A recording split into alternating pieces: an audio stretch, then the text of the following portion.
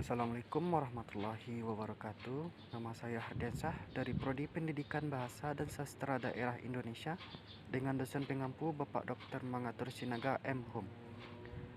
Pada kesempatan kali ini, saya akan membahas mengenai tradisi di Minangkabau yang sudah hampir punah, bahkan sangat sedikit sekali yang melakukannya sekarang.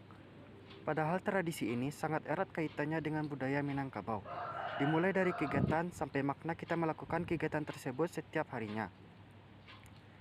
Topik yang saya bahas pada kesempatan kali ini yaitu tradisi lelok di surau. Surau merupakan tempat berkumpul anak laki-laki di sebuah bangunan kecil untuk belajar ilmu dan keterampilan. Dalam adat Minangkabau dahulunya, anak bujang, sebutan laki-laki Minangkabau yang belum menikah, dilarang tidur di rumah gadang. Sedangkan anak gadis, sebutan perempuan di Minangkabau yang belum menikah, tinggal di rumah gadang, yaitu rumah khas Minangkabau. Sebelum masuknya Islam, surau sudah ada bagi kaum laki-laki untuk berkumpul dari berbagai suku untuk lebih mengenal satu sama lainnya. Pada saat sekarang ini, surau memiliki definisi yang berbeda dari dahulu setelah masuknya Islam ke Minangkabau. Surau menjadi sebuah rumah ibadah Islam seperti sholat dan mengaji, serta melakukan kegiatan agama lainnya. Karena orang Minangkabau semuanya Islam, berbeda dengan orang Sumatera Barat yang memiliki keyakinan lain seperti Protestan, Katolik, Hindu, Buddha, dan agama lainnya. Tradisi lalok di surau merupakan sebuah tradisi di Minangkabau yang mana laki-laki sudah memasuki usia akhir balik untuk tidur di dalam surau sambil belajar. Tujuan utama dari lalok di surau adalah mengajarkan kepada remaja laki-laki untuk menjadi muslim taat yang sudah dibekali ilmu agama dan ilmu bela diri. Tujuan lainnya ialah agar kelak ketika para remaja pergi merantau, mereka sudah dibekali oleh ilmu. Tidak hanya itu, bahkan ketika masih anak-anak, mereka sudah diajarkan lalok di surau. Fungsi dari tidur di surau yaitu untuk melatih para bujangan untuk hidup lebih mandiri, tanpa dimanja oleh orang tua. Ketika waktu malam, anak bujang harus menginap di surau. Selain karena tidak disediakan tempat, mereka juga merasa risih untuk berkumpul dengan orang sumando, atau suami dari kakak atau adik perempuan kita, dan mendapat ejekan dari orang-orang karena masih tidur dengan ibu. Dalam ucapan khasnya yaitu lalok di bawah katiak mande. Perkembangan anak-anak suku Minangkabau ditentukan dari banyaknya porsi waktu yang mereka habiskan sebagai bagian dari hidupnya sehari-hari di surau. Jika seorang anak bujang lebih banyak berada di lapau tanpa pernah mengaji di surau, maka orang menyebutnya sebagai parewa. Sebaliknya, jika waktu yang dihabiskan oleh seseorang lebih banyak di surau, maka orang itu disebut dengan orang sia atau pakiah. Karena itu, dari aspek mental keagamaan, bagi masyarakat tradisional Minang, terutama kaum laki-laki, fungsi surau jauh lebih penting dalam membentuk karakter mereka di kemudian hari. Pada saat zaman dahulu, sebelum masuknya Islam, orang Minangkabau memeluk agama Buddha. Pada zaman itu, tradisi adat istiadat masih sangat kental di masyarakat, termasuk lalok di surau. Kegiatan lalok di surau tidak jauh berbeda setelah masuknya Islam. Hanya saja setelah masuk Islam, kegiatan di dalam surau menjadi bertambah dengan kegiatan agama Islam. Sejak zaman kemerdekaan, surau kehilangan eksistensinya yang tunduk pada aturan pemerintah. Kegiatan surau digantikan oleh kegiatan pesantren yang pada mulanya didominasi oleh Pulau Jawa. Perbedaan surau dan pesantren terletak pada tempat salatnya, itu pesantren biasanya salat di masjid dengan ukuran yang lebih besar dan bersifat formal. Sedangkan surau, tempat salatnya bisa dibilang lebih kecil dari masjid dan bersifat non-formal.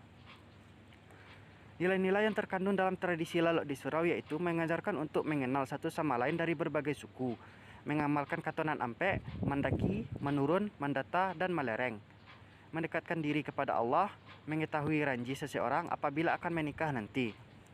Di dalam surau ini ada beberapa kegiatan yang dilakukan selama lalok di surau. Pertama, belajar agama. Kedua, kegiatan sosial. Ketiga, sholat berjamaah. Dan yang keempat, belajar silat. Kegiatan pertama, belajar agama. Dalam hal ini, ada beberapa kegiatan agama yang dipelajari, di antaranya. Yang pertama, belajar membaca Al-Quran. Ketika belajar membaca Al-Quran, biasanya dimulai dengan pengenalan huruf hijaiyah. Setelah itu dilanjutkan dengan pengenalan kata-kata dalam Al-Quran yang memiliki baris. Yang kedua, mengaji. Setelah belajar membaca Al-Quran, dilanjutkan dengan mengaji. Biasanya dilakukan setelah salat maghrib sampai sebelum salat isya. Mengaji ini bisa dilakukan secara mandiri atau secara bersama-sama. Setelah dirasa mahir, selanjutnya diajarkan bagaimana caranya membaca kitab kuning atau kitab yang tidak memiliki baris. Yang ketiga, akidah akhlak. Di dalam surau, biasanya diajarkan tentang akidah yang baik, mengenai bagaimana cara menghormati orang tua, cara berbicara kepada orang tua, cara bergaul dengan orang yang berbeda suku, dan cara menghargai orang lain. Yang keempat, tarekat. Tarekat ini biasanya diajarkan bagaimana cara mendekatkan diri kepada Tuhan seperti berdoa, zikir, dan takwa. Selanjutnya yang kedua, kegiatan sosial. Ada beberapa kegiatan sosial selama berada di surau, yaitu kerapatan adat nagari atau disingkatkan. Kegiatan ini biasanya dihadiri oleh niniak mama, alim ulama, dan cediak pandai dalam menyelesaikan suatu perkara yang berkaitan dengan adat istiadat. Yang kedua, pertemuan. Kegiatan ini merupakan bertemunya anak bujang dari berbagai suku untuk lebih mengenal satu sama lain. Biasanya mereka duduk melingkar di dalam surau sambil bersenda gurau. Yang ketiga, musyawarah. Kegiatan ini merupakan kegiatan untuk memutuskan suatu permasalahan yang ada di lingkungan sekitar. Yang keempat, ranji. Ranji merupakan kegiatan untuk mengetahui asal-usul seseorang. Biasanya terdiri dari 2 orang atau lebih membicarakan asal-usul masing-masing. Selanjutnya, yang ketiga, sholat berjamaah. Menjelang sholat subuh, biasanya mendapatkan giliran untuk membangunkan anak bujang lainnya dan mendapat giliran azan dan iqamat. Ketika tidak ada orang yang dituakan, maka salah satu dari mereka akan menjadi imamnya.